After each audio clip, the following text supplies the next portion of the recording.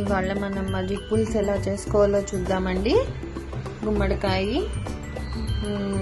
మజ్జిగ పులుసులోకి 2 స్పూన్ల ధనియాలు, పచ్చిమిరపకాయలు కారానికి సరిపడా, 1 స్పూను మిరియాలు, జీలకర్ర, 1 చిప్ప కొబ్బరి, 2 స్పూన్ల బియ్యము, 2 స్పూన్ల కందిపప్పు నానబెట్టుకోవాలి. అలాగా కొత్తిమీర, కరివేపాకు, అలాగే చిన్న అల్లం ముక్క. ఇప్పుడు గుమ్మడికాయలు ఆల్రెడీ మేము ఒక బాయిల్ వచ్చే వరకు, ఒక విజిల్ వచ్చే వరకు ఉడికిపెట్టుకున్నామండి, బాయిల్ చేసుకున్నాము. ఇలా గిన్నెలో వేసుకొని ఇవన్నీ ఇప్పుడు గ్రైండ్ చేసుకోవాలండి. ధనియాలు, జీలకర్ర, అవన్నీ మిరియాలు గ్రైండ్ చేసుకోవాలి. పచ్చిమిరపకాయలు, ధనియాలు,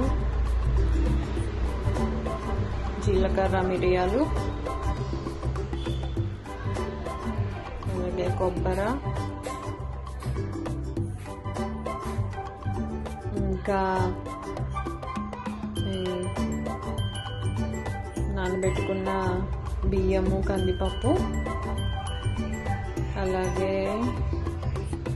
కొంచెం అల్లం ముక్కలు ఉన్నాయి కదండి, అల్లం ముక్కలు,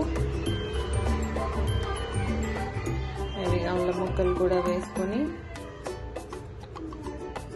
ఇప్పుడు గ్రైండ్ చేసుకుందామండి. మనము గ్రైండ్ చేసుకున్నాక ఇలా ఉంటుంది చూడండి, చూసారు కదా. సో ఇప్పుడు ఈ పేస్ట్ నంతా ఈ గుమ్మడికాయ ముక్కల్లోకి, బాయిల్ చేసుకున్న ముక్కల్లోకి వేసుకోవాలి. మొత్తం ఇలా వేసేసుకొని, సో చూసారు కదా టెక్స్చర్ అది చిక్కగా. సో అలాగే కొంచెం 1 కప్పుడు మజ్జిగ వేసుకోవాలండి. సో మజ్జిగ వేసుకొని ఇప్పుడు కొంచెం బాగా కలిపి, కొంచెం పసుపు, అలాగే సాల్ట్ సరిపడా టేస్ట్కు, అలాగే ఇప్పుడు కొంచెం కరివేపాకు, కొత్తిమీర కూడా వేసుకోవాలండి. కొత్తిమీర లేదా చిన్నగా కట్ చేసుకొని వేసుకోవాలి. సో ఇలా కలుపుకొని బాగా ఇలా చిక్కగా ఉండాలండి, కొంచెం టేస్ట్ బాగుంటుంది.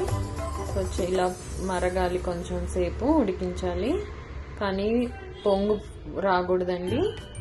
కొంచెం ఇలా బాగా మరగాలి, పొంగు రాకుండా చూసుకోవాలి. చూసారు కదా ఎంత బాగుందో చిక్కగా గుమ్మడికాయ మజ్జిగ పులుసు. సో ఇప్పుడు పోపు వేసుకుందామండి. 2 స్పూన్ల నెయ్యితో వేసుకుంటే చాలా బాగుంటుందండి.